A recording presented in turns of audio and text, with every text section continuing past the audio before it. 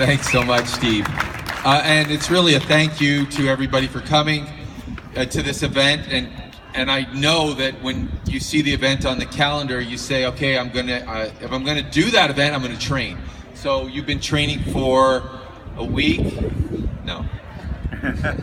6 months with this in mind, maybe a year. And that's why I designed it that way, so that you would put everything into it when you are here, in your preparation, in your love for cycling. My thought is, and I've told many of you, but it's this: do people go to ride Paris-Roubaix and say, could you please take out some of those pavés? Or do they have a society of people protecting the pavés because they like the race hard? The same thing happens when people go to watch, and you want to watch the Tour de France. What stage are you going to watch? That stage number 18 into Bordeaux, or are you watching the one where they climb Mont Ventoux? Yeah, this is Ontario's version of Mont Ventoux or Alpe d'Huez or Paris-Roubaix right here. And today you conquered it, and some of you went up there 3 times. So and you're here, right? And you can think back and you did it. There may be a lot of fear beforehand, but you did it.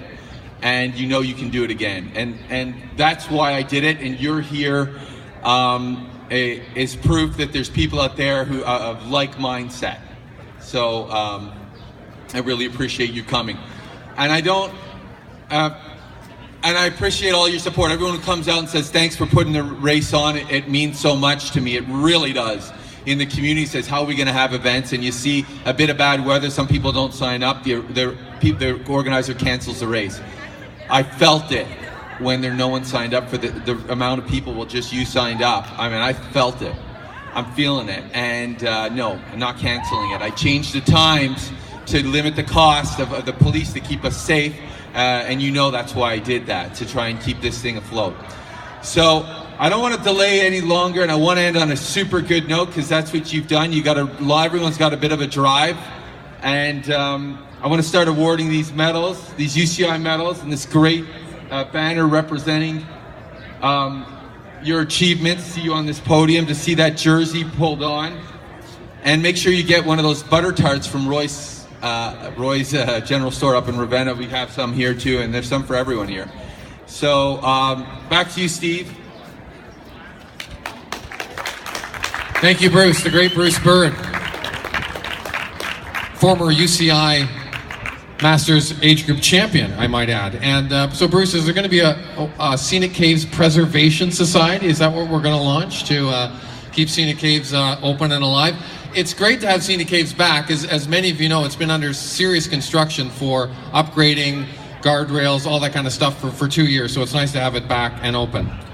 Before we get to the UCI category awards, we did have a Junior O Cup going on with the time trial and the road race for the junior men and women. So we'll do those medals first. For the junior women, I don't know if when I left up at the top, I didn't know if Madeline Smith had finished yet or not. But is Madeline here? Hand up if she is, please.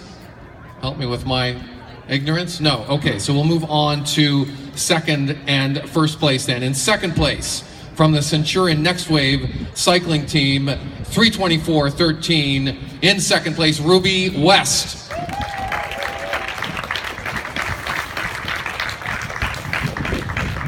And your winner in the Junior O Cup road race here today, 90 kilometers, an average speed of 27.1 kilometers an hour, 3 hours and 20 minutes and 48 on the clock. Dana Gilgan, also from the Centurion Next Wave cycling team.